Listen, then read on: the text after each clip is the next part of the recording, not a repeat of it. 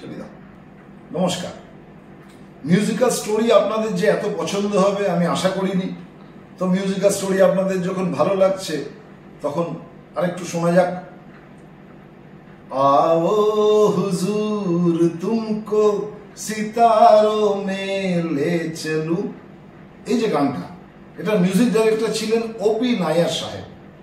माथाয় टोपी पहनते, बहुत सारे सिंगर्स को उन्होंने उनके साथ काम किए एक्सेप्ट लता मंगेशकर जी। ओपी नायर के साथ लता मंगेशकर जी ने कभी भी काम नहीं किया। क्यों नहीं किया? অনেকে খোঁজ করার চেষ্টা করেছেন যে ওপি নায়ার লতা মঙ্গেশকর তখন একদম টপ ফর্মে, আশা ভোঁসলেও তেরকমই ছিলেন, কিন্তু উনি লতা মঙ্গেশকরের যে গায়কী সেটা হয়তো পছন্দ করতেন না, কিন্তু আশা ভোঁসলের গায়কী ওনার খুব ভালো লাগতো। তো এটা একটা এত বড় ক্যারিয়ারে একজন মিউজিক ডাইরেক্টরের সাথে একজন সিঙ্গারের কোনো যোগাযোগ হলো না, এটা আমাদের খুব অবাক করে। প্রায় একই ধরনের একটা ঘটনা আপনাদের বলি, আমাদের খুব পছন্দ, আপনাদেরও পছন্দ, মিস্টার কুমার শানু, আমাদের কেদার ভট্টাচার্য। তিনি এআর রহমানের সাথে দেখবেন খুব কম কাজ করেছেন। আপনারা অনেকে জানেন কাজ করেনি, কিন্তু কুমার শানু এআর রহমানের সাথে কাজ করেছেন।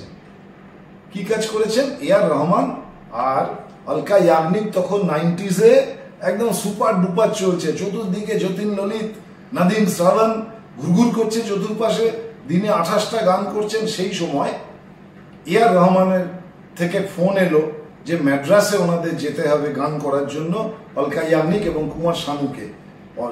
এআর রহমান কিন্তু তখন একদম বিখ্যাত ছিলেন না।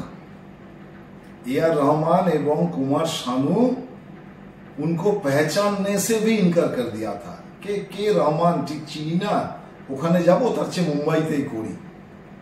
যদি ওনারা যেতেন তাহলে রোজা সিনেমার সবকটা গানই কুমার শানুর গাওয়ার কথা ছিল। কিন্তু যাই হোক, পরে এআর রহমান কুমার শানুকে দিয়ে একটি গান করিয়েছিলেন, মিল গই মুঝে মঞ্জিলে, কভি না কভি, অনিল কাপুর আর মহেশ ভাটের বড়মের কোন সিনেমার গান। আপনারা কখনোই গানটা শুনে দেখবেন, এআর রহমানের মিউজিকে কুমার শানুর গান, এই রকম একটি গানও কুমার শানু কখনো গাননি।